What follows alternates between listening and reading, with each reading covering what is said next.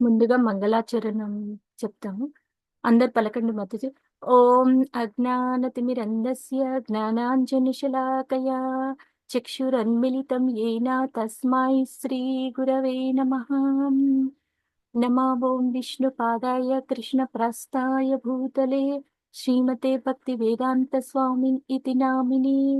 నమస్తే సారస్వతే దేవి గౌరవాణి ప్రచారిణి నిర్విశేష శూన్యవాది పాశ్చాత్య దేశాత్రి. जय जय श्री कृष्ण कृष्ण चैतन्य प्रभु नित्यानंद नित्यानंद श्री अद्वैत गदाधर श्रीवासादि श्रीवासादि गौर गौरभक्तवृंद। भक्त। हरे कृष्णा कृष्णा कृष्णा हरे हरे राम राम राम राम राम हरे हरे. అందరూ శ్రీ శ్రీ రాధాకృష్ణులకి నమస్కారం చేసుకోండి. తర్వాత పరమ పూజ్య శ్రీ శ్రీ భక్తి వేదాంత స్వామి శ్రీల ప్రభుపాదులు వారిని నమస్కారం చేసుకోండి. తర్వాత పూజ్య శ్రీ జయపతాక స్వామి మహారాజ్ అన్నమాట, ఆధ్యాత్మిక గురువు. అందరూ బ్లెస్సింగ్స్ తీసుకోండి. గీతా మహత్యం. నేను శ్లోకం చదువుతాను, చదవండి మాకు. మల నిర్మోచనం పుంసాం మల నిర్మోచనం పుంసాం జల స్నానం దినే దినే జల స్నానం దినే స్నానం దినే దినే సక్రద్గీతామృత స్నానం సకృత్ గీతామృత స్నానం సంసార మలనాశనం. సంసార సంసార మలనాశనం. భావం చదవండి మధు ఎవరైనా. ప్రతిరోజు నీటిలో స్నానం చేయడం ద్వారా తనను తాను శుద్ధి చేసుకోవచ్చు. కానీ భగవద్గీత యొక్క పవిత్ర గంగా జలంలో ఒక్కసారి స్నానం చేసినను కూడా భౌతిక జీవితపు మురికి పూర్తిగా నశించిపోతుంది.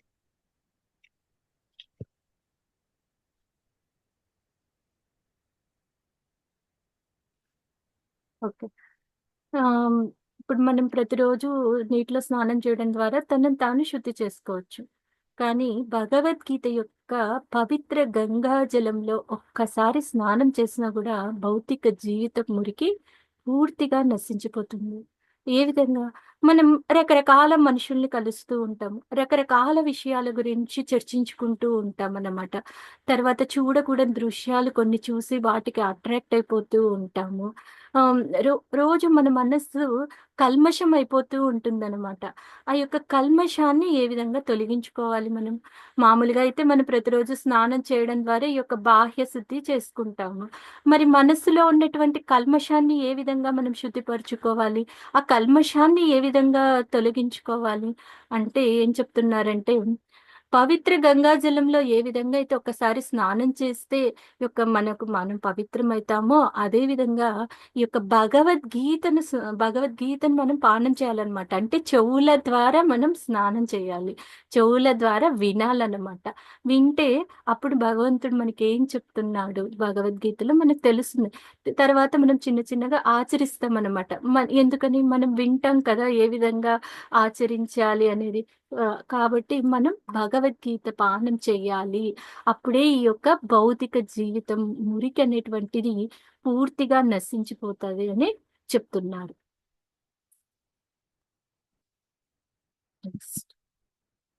ఇప్పుడు ఈరోజు మనం అధ్యాయం 10 భగవద్ విభూతి గురించి మనం తెలుసుకుందాం. ఇక్కడ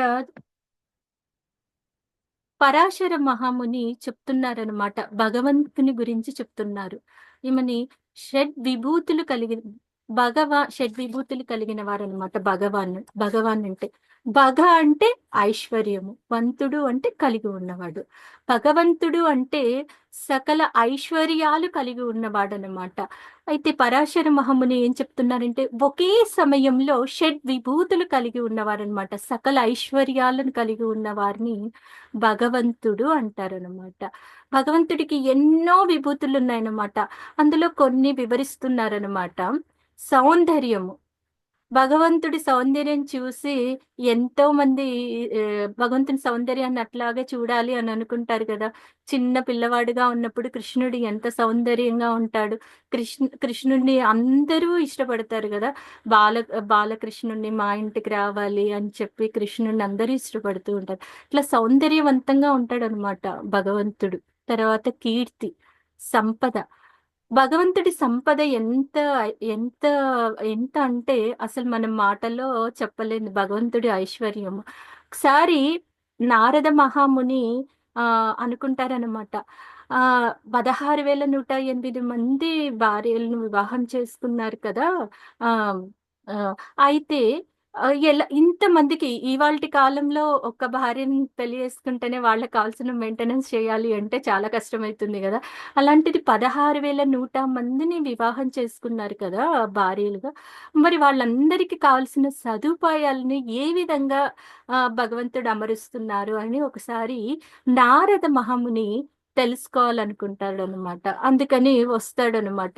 నారద మహాముని వచ్చి చూస్తారు. అప్పుడు చూస్తే 16,108 రాజప్రాసాదాలు ఉంటాయన్నమాట. ఒక్కొక్క రానికి ఒక్కొక్క రాజప్రసాదం ఉంటుందన్నమాట.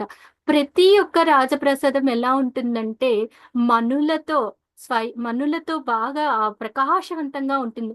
మనం ఇప్పుడు సూర్యుడు ఉంటేనే మనకు వెలుగొస్తుంది. చంద్రుడు ఉంటేనే మనకు వెలుగొస్తుంది. అవునా? అక్కడ సూర్యుడు చంద్రుడితో అవసరమే లేదు. ఆ యొక్క మనులే చాలా స్వయం ప్రకాశితాలన్నమాట. అలా ప్రకాశిస్తున్నాయన్నమాట. అంతేకాకుండా ఏనుగు దంతాలతో అన్ని కట్టడాలు గాని, ఆ లోపల అన్నీ కూడా ఉంటాయన్నమాట. చాలా విలువైన ఆభరణాలు. ప్రతి కోట అలాగే కట్టబడి ఉంటుంది. ప్రతి కోటలో కూడా కృష్ణుడు ఉంటాడనమాట.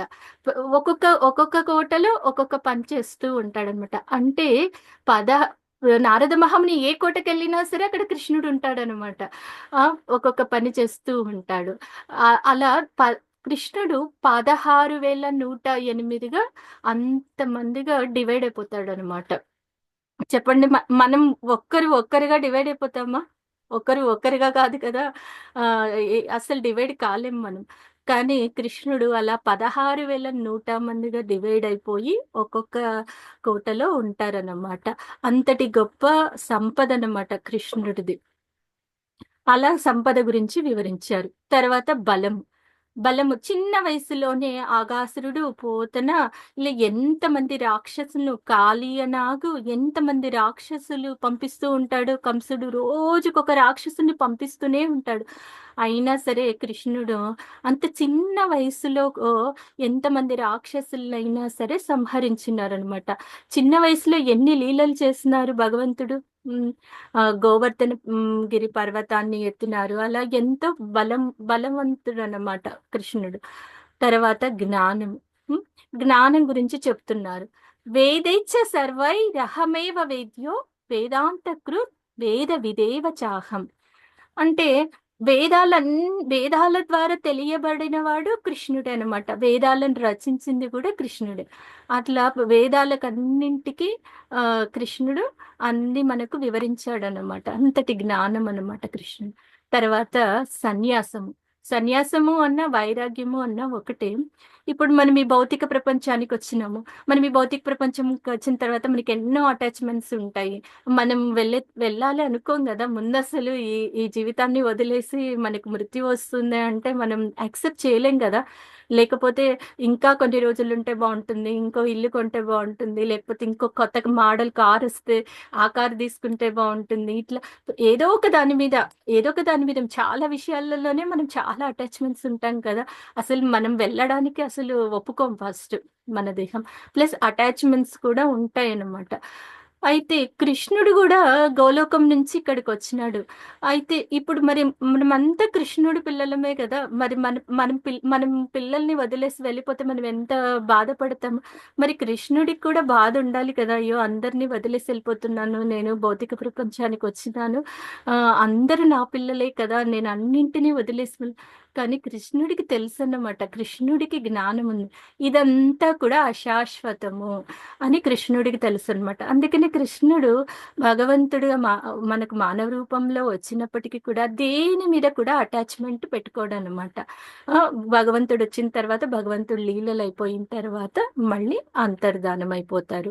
అలా వైరాగ్యం అన్నమాట. ఇది ఇది అశాశ్వతము. ఈ ఈ భౌతిక ప్రపంచము అశాశ్వతము, ఇది దుఃఖాలయం అశాశ్వతము అని భగవంతుడికి జ్ఞానం ఉంది, తెలుసు. కాబట్టి భగవంతుడు దేని మీద అటాచ్మెంట్ ఉండదు. కానీ మనం కూడా ఆ జ్ఞానాన్ని తెలుసుకోవాలి. మనం కూడా ఆ జ్ఞానాన్ని తెలుసుకుంటే ఓకే, ఈ జీవితం మనకి అశాశ్వతము, మనం భగవద్ధామాన్ని చేరుకోవాలి. భగవద్ధామాన్ని చేరుకోవాలంటే ఏం చేయాలి? మనం హరే కృష్ణ మహామంత్రాన్ని జపించాలి, భక్తుల సాంగత్యం తీసుకోవాలి. ఇవన్నీ కూడా మనం పాటించాలన్నమాట. నెక్స్ట్ శ్రీ భగవానువాచ. పలకండి.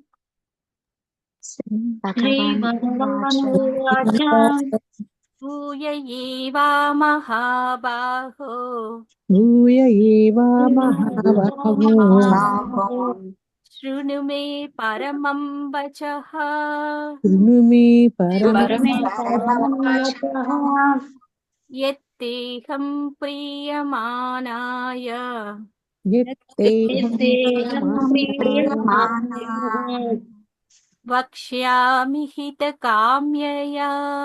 వక్ష్యామి హితకామ్యయా. ఎవరైనా భావం చదవండి. శ్రీకృష్ణ భగవానుడు ఇలా పలికెను: మహాబాహువులు గల ఓ అర్జున, మరలా ఆలకింపుము. నీవు నాకు ప్రియమిత్రుడగౌట ఇంతవరకు వివరించిన దానికంటేను ఉత్తమ జ్ఞానమును నీ హితము కోరి నేను నీకు తెలియపరుస్తాను. శ్రీకృష్ణ భగవానుడు చెప్తున్నాడు అనమాట. మహాబాహువులు గల ఓ అర్జున, మరలా ఆలకింపుము. నీవు నాకు ప్రియ మిత్రుడొక్కచే ఇంతవరకు వివరించిన దానికంటేను ఉత్తమ జ్ఞానాన్ని నీ హితము కోరి నేను నీకు తెలియపరుస్తాను అంటే చెప్తున్నాడు అనమాట కృష్ణుడు అర్జునుడికి.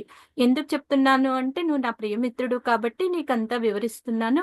ఇంకా ఉత్తమ జ్ఞానం ఉంది, ఆ జ్ఞానం గురించి నీకు నేను వివరిస్తాను అని చెప్తున్నాడు అనమాట. చూద్దాం అర్జునుడికి ఏం చెప్తున్నాడో కృష్ణుడు నెక్స్ట్ శ్లోకంలో చూద్దాం.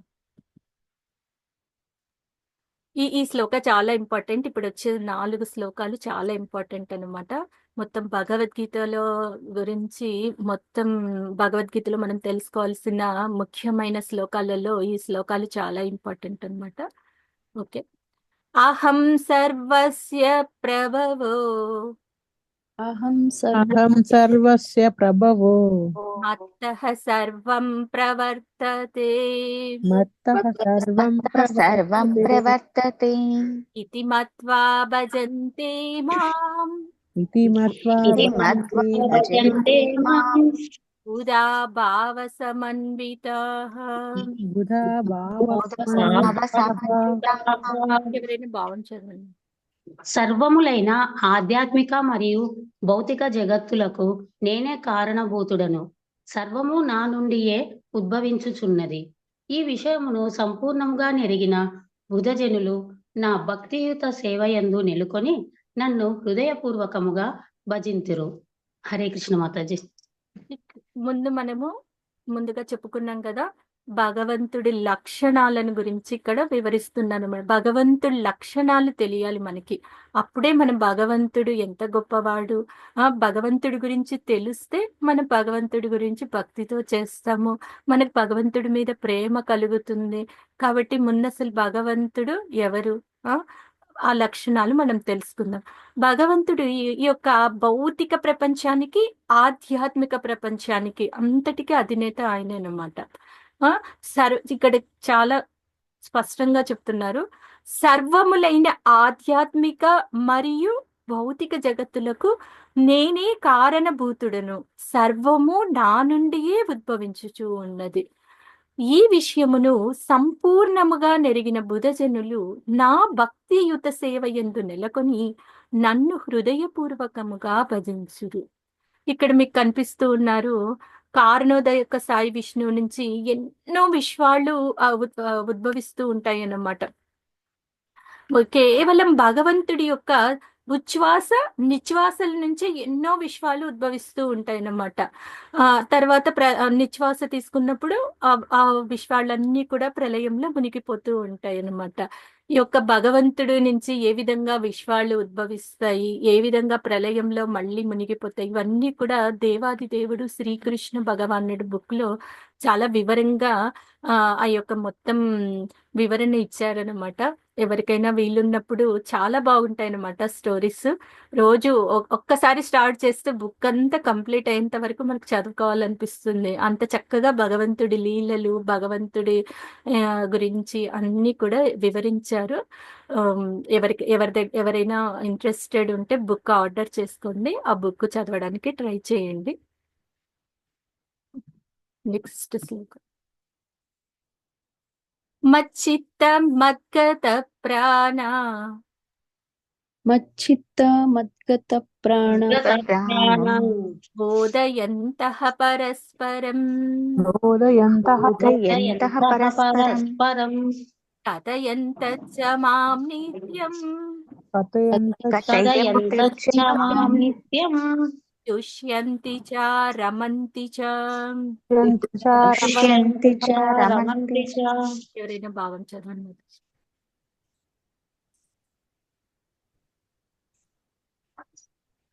నా శుద్ధ భక్తుల ఆలోచనలన్నీయు నా ఇందే నిమగ్నమై వారి జీవితములు సంపూర్ణముగా నా సేవ కొరకే అర్పణమై ఉండును. నా గూర్చి ఒకరినొకరు బోధించుకొనుచు మరియు చర్చించుకొనుచు నిరంతరము వారు గొప్ప సంతృప్తిని మరియు ఆధ్యాత్మిక ఆనందమును అనుభవింతురు. మచ్చిత్త మద్గత ప్రాణ, ఈ శ్లోకం కూడా చాలా ఇంపార్టెంట్. నా శుద్ధ భక్తుల ఆలోచనలన్నీ నా యందే నిమగ్నమై వారి జీవితములు సంపూర్ణముగా నా సేవ కొరకే అర్పణమై ఉండును. నా గురించి ఒకరికొకరు బోధించుకొనుచు మరియు చర్చించుకొనుచు నిరంతరం వారు గొప్ప సంతృప్తిని మరియు ఆధ్యాత్మిక ఆనందాన్ని అనుభవించుడు. శుద్ధ భక్తులు ఎప్పుడు కూడా భగవంతుని గురించే ఆలోచిస్తూ ఉంటారనమాట. భగవంతుడికి సేవ ఎలా చేయాలి, భగవంతుడి గురించి ఎలా ధ్యానం చేయాలి, అలా ఎప్పుడు కలిసినా కూడా ఆ శుద్ధ భక్తుల్ని వాళ్ళు భగవంతుని గురించే మాట్లాడుతూ ఉంటారనమాట. అదే మనం మెటీరియల్ లైఫ్ లో ఎవరినైనా కలిసినాం అనుకోండి, ఎంతసేపు మనము బయటి విషయాల గురించే చర్చించుకుంటూ ఉంటాము. ఇప్పుడు ఎవరినైనా మనము భగవద్గీత క్లాసెస్కి రమ్మన్నా టైం లేదు మాకు అని చెప్తూ ఉంటారు. కానీ శుద్ధ భక్తులు ఎప్పుడు కూడా ఎప్పుడు వాళ్ళని పలకరించినా, ఎప్పుడు చూసినా వాళ్ళు భగవంతుని గురించే మాట్లాడుకుంటూ ఉంటారనమాట. ఎప్పుడు వాళ్ళు భగవంతుడి కోసమే వాళ్ళు సంపూర్ణంగా భగవంతుని సేవకే అర్పణమై ఉంటారనమాట. వాళ్ళు అంతేకాకుండా వాళ్ళని మనం పరిశీలించినట్లయితే వాళ్ళు చాలా గొప్ప సంతృప్తిగా ఉంటారనమాట. వాళ్ళు ఎప్పుడు మాకు ఇది లేదు, మాకు అది తక్కువైంది, లేకపోతే మేము ఇలా ఉన్నాం, అలా ఎప్పుడు ఉండదు. వాళ్ళు ఎప్పుడు కూడా ఆధ్యాత్మికంగా ఎప్పుడు సంతృప్తిగా ఉంటారనమాట. మనమే చూడండి, ఏదైనా ఒక న్యూస్ ఉందనుకోండి, ఓ 2-3 సార్లు విన్నామనుకో, ఆల్రెడీ విన్నాము, ఎన్నిసార్లు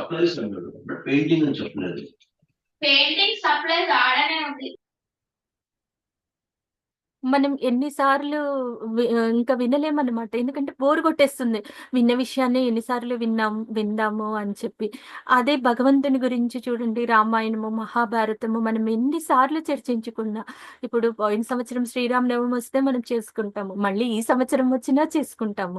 అంటే ఎన్నిసార్లు పండగలు వచ్చినా కూడా మళ్ళీ మనం పండగ జరుపుకుంటాము, మళ్ళీ భగవంతుని గురించి తెలుసుకుంటాము. అయితే అదే మన మెటీరియల్ లైఫ్ లో అనుకోండి, ఇంకొక 2-3 సార్లు చెప్పిన విషయాన్ని ఎవరైనా 1-4 సార్లు చెప్పినారంటే ఇంక ఈ విషయాన్ని ఎన్ని సార్లు చెప్తారు, ఇంకా నాకు ఇంకా చాలు, వద్దు, చెప్పొద్దనో లేకపోతే మనకే వినాలనో అనిపించదు. కానీ భగవంతుడి గురించి అలా కాదనమాట. ఎన్నిసార్లు చెప్పినా ఏదో ఒక విషయం మనం తెలుసుకోవాలని అనుకుంటాం, లేదా వినాలని అనుకుంటాము. ఎప్పుడు కూడా ఆధ్యాత్మికంగా మనము ఆనందంగా ఉంటాం అన్నమాట భగవంతుని గురించి తెలుసుకుంటే. అయితే మనం ఇందాక శ్లోకంలో చెప్తున్నారు కదా, భగవంతుడే జ్ఞానాన్ని ఇస్తాడనమాట. బుధాభావ సమన్వితాః. ఇప్పుడు చిన్నపిల్లలు ఉంటారు, 3 months వచ్చేసరికి వాళ్ళు బోర్ల పడతారు. తర్వాత 6 months 8 months వచ్చేసరికి జోగాడుతూ ఉంటారు. ఆ తర్వాత నడుస్తారు, మాట్లాడతారు. అంటే వాళ్ళకి వాళ్ళే అన్నీ ఒక స్టెప్ బై స్టెప్ అన్నీ నేర్చుకుంటూ ఉంటారు కదా! అదేవిధంగా భక్తులకి భగవంతుడే నేను జ్ఞానాన్ని ఇస్తాను. నా యొక్క భక్తియుత సేవలో కన్నా ఉంటే నేనే వాళ్లకు ఆ యొక్క భగవద్గీత జ్ఞానాన్ని నేను అందిస్తాను అని చెప్తున్నారన్నమాట. నెక్స్ట్ శ్లోకం. తేషాం సతతయుక్తానాం తేషాం సతతయుక్తానాం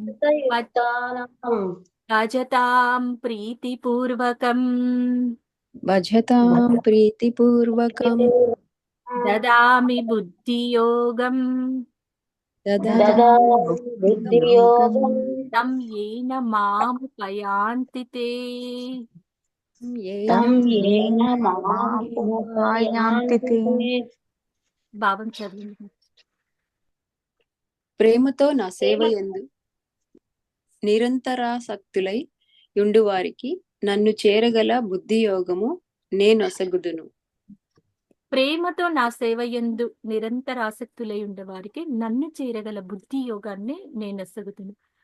భగవంతుడు చెప్తున్నాడు, సర్వస్య చాహం హృది సన్నివిష్టో మత్తః స్మృతి జ్ఞానం అపోహనం చ. నా ద్వారే స్మృతి మరుపు రెండు కలుగుతున్నాయి అన్నమాట. మనం చూడండి, మనము ఒక 10 years బ్యాక్ కరెక్ట్ గా ఇదే రోజు ఏం చేస్తున్నాము అంటే మనం చెప్పగలుగుతామా? అట్లీస్ట్ 5 years బ్యాక్ ఇదే చెప్పగలుగుతామా? మనకు గుర్తుండదు, అవునా? ఎవరికైనా కరెక్ట్ గా ఇదే రోజు ఇదే సమయంలో ఏం చేస్తున్నారో, పోనీ 5 years బ్యాక్ ఇదే టైంలో ఏ ఏ టిఫిన్ చేసినామో, మనం ఎక్కడికి వెళ్ళినామో, మనకు అన్ని విషయాలు గుర్తుండవు, మర్చిపోతూ ఉంటాం. ఈ యొక్క స్మృతి మరుపు జ్ఞానము రెండు కూడా మనకు భగవంతుడే ఇచ్చినాడు. అయితే భగవంతుడికి అలా కాదు. భూత భవిష్యత్ వర్తమాన కాలాలు అన్ని కూడా భగవంతునికి గుర్తుంటాయి. గత జన్మల్లో ఏం చేసామో కూడా మనకు గుర్తుండదు. భగవంతునికి అన్ని గుర్తుంటాయి అన్నమాట. ఎందుకంటే పరమాత్మ రూపంలో భగవంతుడు ప్రతి హృదయంలోనే ఉంటారన్నమాట. ఇట్లా ఈ యొక్క భగవంతుడి నుంచి మనకి ఒక స్మృతి, జ్ఞానము, మరుపు అన్ని వస్తున్నాయి అన్నమాట. ఎవరైతే ప్రేమతో నా సేవ యందు నిరంతరాసక్తులై ఉండే వారికి నన్ను చేరగల బుద్ధి యోగాన్ని నేను ఒసగుదును. అంటే వాళ్ళకి జ్ఞానాన్ని భగవంతుడే ఇస్తాడనమాట. ఎవరైతే ప్రేమతో భక్తితో సేవ చేస్తారనుకో, భగవంతుడే జ్ఞానాన్ని ఇస్తాడు. ఏ విధంగా భగవంతుని చేరుకోవాలి. ఎందుకంటే మనం మర్చిపోయినాం, భగవంతుని మర్చిపోయి ఈ యొక్క భౌతిక ప్రపంచంలోకి వచ్చేస్తున్నాం అనమాట. మనం భగవద్ధామానికి చేరుకోవాలి అంటే మనకు ఆ జ్ఞానం ఉండాలి. జ్ఞానం ఉంటేనే కదా మనం భగవంతుడి గురించి తెలుసుకుంటాము. ఆ తర్వాత భగవద్ధామానికి ఏ విధంగా వెళ్ళాలి, ఏం ఆచరణ చెయ్యాలి అనేది తెలుసుకుంటాం. మనం 4వ చాప్టర్లో తెలుసుకున్నాం కదా, తద్విద్ధి ప్రణిపాతేన పరిప్రశ్నేన సేవయ ఉపదేక్షంతి తే జ్ఞానం జ్ఞానినాస్తత్వ దర్శినః. మనము గురువుని దరిచేరాలి. అప్పుడు మనకు గురువు ఆత్మదర్శి మనకు అన్ని విషయాలు వివరిస్తారు అని చెప్పారు. 4వ అధ్యాయంలో మనం చదువుకున్నాము. ధర్మంత్ సాక్షాత్ భగవత్ ప్రణీమం. భగవంతుడు చెప్పిందే ధర్మం అన్నమాట. అది మనం పాటించాలి. ఒక గురు శిష్య ప్రామాణికమైనటువంటి గురు శిష్య పరంపరలో మనము ఈ యొక్క భగవద్గీతను పట్టించాలి అని మనం 4వ అధ్యాయంలో మనం తెలుసుకున్నాము. దివ్య జ్ఞానంలో యథాతథంగా ఉండేటువంటి జ్ఞానాన్ని మనము స్వీకరించాలి అని మనం తెలుసుకున్నాం. అలా మనం ఎప్పుడు కూడా భక్తుల సాంగత్యంలో ఉంటే మనకు ఆ యొక్క భగవద్గీత జ్ఞానాన్ని, భగవంతుడికి సంబంధించిన జ్ఞానాన్ని, ఎందుకంటే వాళ్ళు ఎప్పుడు కూడా భగవంతుడి గురించి చర్చించుకుంటూ ఉంటారు కదా. ఇందాక శ్లోకంలో చెప్పుకున్నాము, తుష్యంతిచ రమంతిచ. ఎప్పుడు కూడా శుద్ధ భక్తులు భగవంతుని సేవ ఎందే వాళ్ళ ఆలోచన విధానం ఉంటుందన్నమాట. కాబట్టి ఆ యొక్క జ్ఞానాన్ని మనకు అందిస్తారు. నెక్స్ట్ శ్లోకం. తేషామేవానుకంపార్థం తేషాని అహమజ్ఞానజం తమః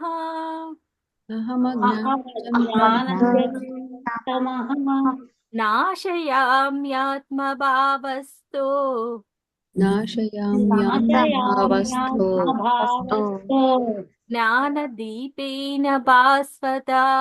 జ్ఞానదీపేన భాస్వతా. ఎవరైనా భావించగలరు. నేను వారి ఎడల ప్రత్యేకానుగ్రహమును చూపుట కొరకు వారి హృదయములందు వసించుచు తేజోమయమున జ్ఞానదీపముచే అజ్ఞానము వలన పుట్టిన తమస్సును నశింపచేయుదును. ఇక్కడ అందరూ చూస్తూ ఉన్నారు కదా, భగవంతుడు పరమాత్మ రూపంలో ప్రతి ఒక్కరి హృదయంలో కూడా తేజోమయమైనటువంటి జ్ఞాన దీపంతో ఉంటారు. ఇక్కడ అందరు కనిపిస్తున్నారు కదా, కృష్ణుడు కనిపిస్తూ ఉన్నాడు కదా హృదయంలో. ప్రతి ఒక్కరికి ఎందుకు ఇలా మనము ఈ యొక్క కోరికలతో ఉన్నాము, లేకపోతే ఇలా ఉన్నాము అంటే మనకు అజ్ఞానం వలన. ఎందుకు మన మనస్సు కలుషితం అయిపోయింది, ఎందుకు కాలుష్యంగా ఉంది అంటే మనకు అజ్ఞానం వలన మనం ఉన్నామన్నమాట. అయితే మనం జ్ఞానాన్ని సంపాదించాలి. అప్పుడే కదా మనకు తెలుస్తుంది ఈ యొక్క మనస్సుని ఏ విధంగా. మనం ఇంకో శ్లోకం కూడా తెలుసుకున్నాము, మన మనస్సే ఉత్తమ మిత్రువు లేదా మనస్సే శత్రువు అన్నమాట. మనం మనస్సుని ఎలా మలుచుకుంటే అది మనకు మిత్రువుగా అలా పనిచేస్తుంది.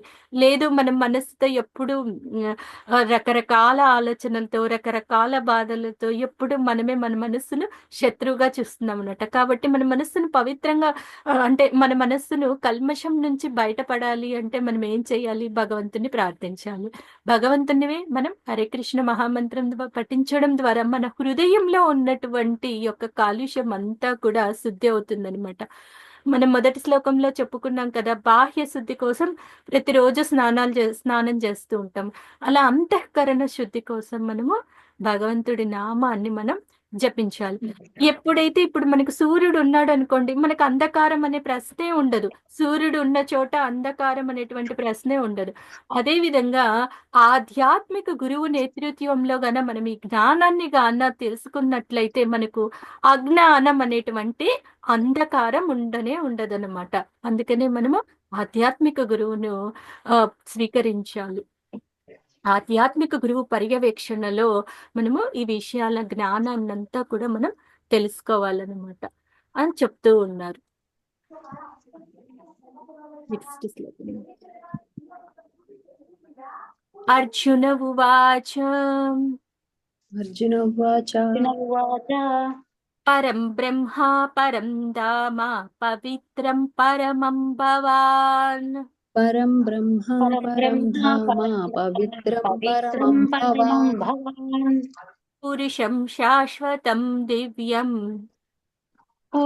శాశ్వతం దివ్యం ఆదిదేవమజం విభుం. ఆదిదేవమజం విభుం ఆహుస్త్వాం ఋషయః సర్వే ఆహుస్త్వాం ఋషయః సర్వే దేవర్షిర్నారదస్తథా దేవర్షిర్నారదస్తథా అసితో దేవలో వ్యాసః అసితో దేవలో వ్యాసః స్వయం చైవ బ్రవీషి మే. స్వయం చైవ బ్రవీషి మే. ఎవరైనా భావించగలరు?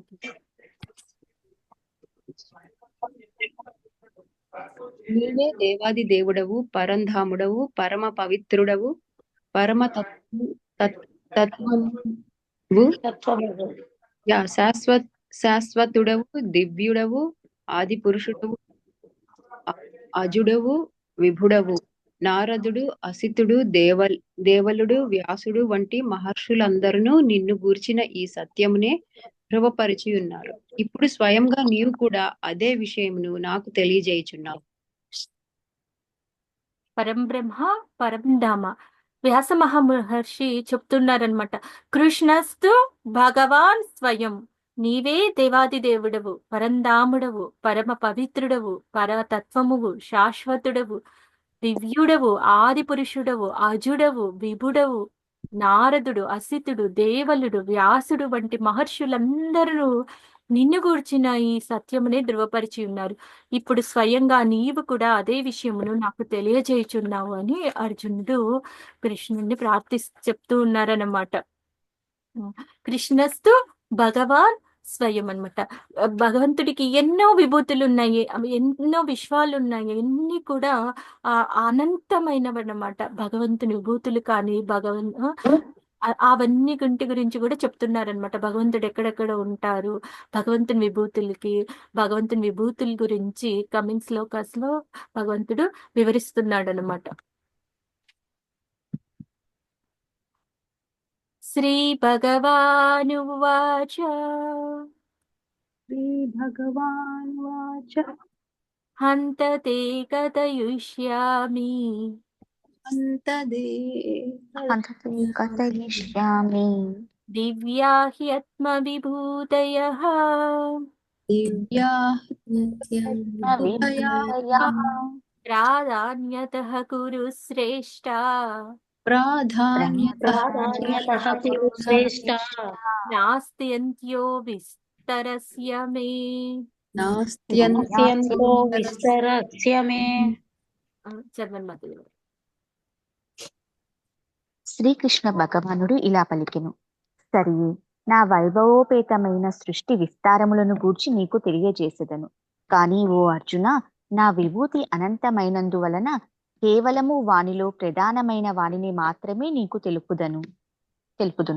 శ్రీకృష్ణ భగవానుడు చెప్తున్నాడు అనమాట, నా వైభవోపేతమైన సృష్టి విశ్వారాలను గురించి నీకు తెలియజేస్తాను. కానీ అర్జున, నా విభూతి అనంతమైనందువలన కేవలం వానిలో ప్రధానమైన మాత్రమే తెలుపుతున్నా. అంటే భగవంతుని యొక్క విభూతులు చాలా అనంతమైనవన్నమాట. అందులో ప్రధానమైనటు మాత్రమే కొన్ని చెప్తున్నాను అని నెక్స్ట్ చెప్తున్నారు. ఇక్కడ చూడండి, చాలా ఇంపార్టెంట్ చాప్టర్ ఇది. చాలా ఇంపార్టెంట్ విషయాలు కూడా ఇక్కడ మన కృష్ణుడు చెప్తూ ఉన్నాడు. దేవతలలోకెల్లా దేవుడు ఎవరు? దేవతలలోకెల్లా దేవుడు ఇంద్రుడు అన్నమాట. దేవతల అధినేత ఇంద్రుడు అని మనం చెప్పుకుంటాం కదా. ఇంద్రుడిని నేనే. ఆదిత్యుల్లో విష్ణు అన్నమాట. విష్ణువును నేనే. రుద్రులలో శివుణ్ణి నేనే.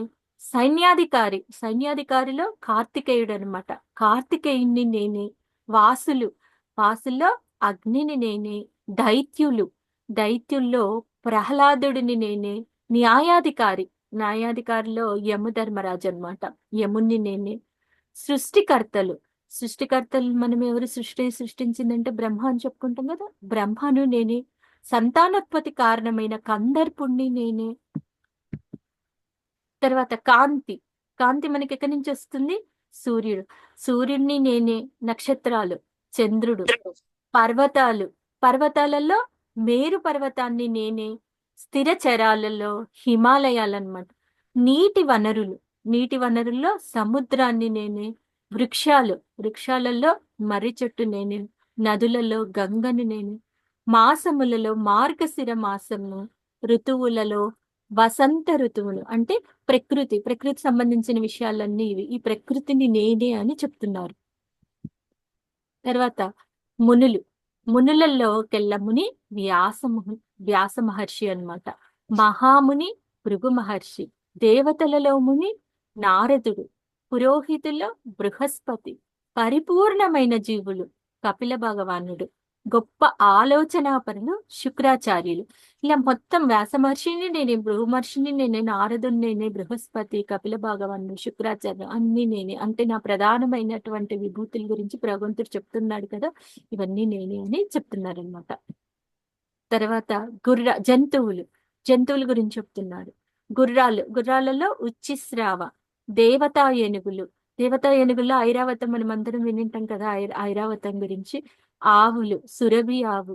సర్పాలు, వాసుకి. అనేక తలలు గల నాగము, అనంతుడు. జలచరాలలో సొరచేపను. మృగాలలో సింహాన్ని. పక్షుల్లో గరుడని. తర్వాత తాత్విక సత్యాలు. ఇంద్రియాలలో మనస్సు. జీవరాశుల హృదయం, అంతరాత్మ. కవిత్వం, గాయత్రి. అక్షరాలు, సంయుక్త పదాలంటే ద్వంద్వ సమ్మేళనం. విజ్ఞాన శాస్త్రం, తర్కశాస్త్రం, సామవేద శ్లోకాలు. వీటన్నింటి గురించి. ఆత్మ యొక్క ఆధ్యాత్మిక శాస్త్రము, నిర్బంధమైన సత్యము, బృహత్ సామ. వేదాలన్నీ కూడా అన్నింటినీ నేను అని భగవంతుడు చెప్తున్నాడు. ధ్వని ప్రకంపనలు. పారదర్శకమైన ఓంకారాన్ని నేనే. యజ్ఞయాగాదుల్లో పవిత్ర నామ జపము. వేదంలో సామవేదం. యజ్ఞయాగాదులు అంటే ఇప్పుడు మనం పవిత్ర నామజపం ఏం జపిస్తున్నామో, హరే కృష్ణ కృష్ణ కృష్ణ హరే హరే హరే రామ రామ రామ హరే హరే నామ జపాన్ని నేనే అని చెప్తున్నారనమాట.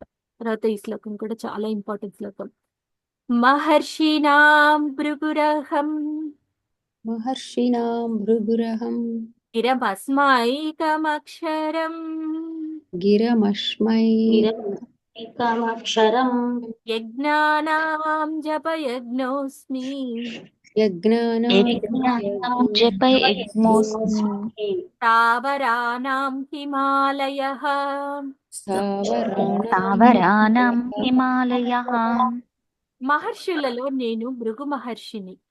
వాని ప్రకంపనలో దివ్యమైనటువంటి ఓంకారాన్ని, యజ్ఞములలో పవిత్ర నామ జప యజ్ఞమును, స్థావరములలో హిమాలయమును అయి ఉన్నాను. యజ్ఞ యాగాదులలో హరే కృష్ణ కృష్ణ కృష్ణ హరే హరే హరే రామ రామ రామ హరే హరే అనే శ్లోకాలు శ్రీకృష్ణుని యొక్క స్వచ్ఛమైనటువంటి ప్రాతినిధ్యం. ఇంకా చెప్తున్నారనమాట భగవంతుని విభూతుల గురించి. మహర్షులలో భృగు మహర్షిని నేనే. ప్రకంపనలలో దివ్యమైనటువంటి ఓంకారాన్ని, మనం ఓంకారం చాలా అందరూ విని ఉంటారు కదా, ఆ ఓంకారాన్ని నేనే. యజ్ఞాలలో పవిత్ర నామ జపయజ్ఞం అన్నమాట, జపయజ్ఞాన్ని. స్థావరాలలో హిమాలయాన్ని అయి ఉన్నాను అని భగవంతుని యొక్క విభూతుల గురించి చెప్తున్నాను అనమాట. ఈ రోజు అధ్యాయం ఏంటి? భగవద్ విభూతి. భగవంతుడికి ముఖ్యమైనటువంటివి షడ్విభూతులు. ఒకే సమయంలో షడ్విభూతులు ఉన్నాయి. ఆ కీర్తి, యశస్సు అంటే కీర్తి, సంపద, ఐశ్వర్యము, బలము, జ్ఞాన, వైరాగ్యం గురించి మనం ఈరోజు చెప్పుకున్నాము. అంతేకాకుండా ఇంకా చాలా విభూతులు ఉన్నాయన్నమాట. అందులో కొన్ని ప్రధానమైనవి భగవంతుడు అర్జునుడికి ఉపదేశిస్తూ ఉన్నాడనమాట. ఏమైనా క్వశ్చన్స్ ఉన్నాయా మాతాజీ?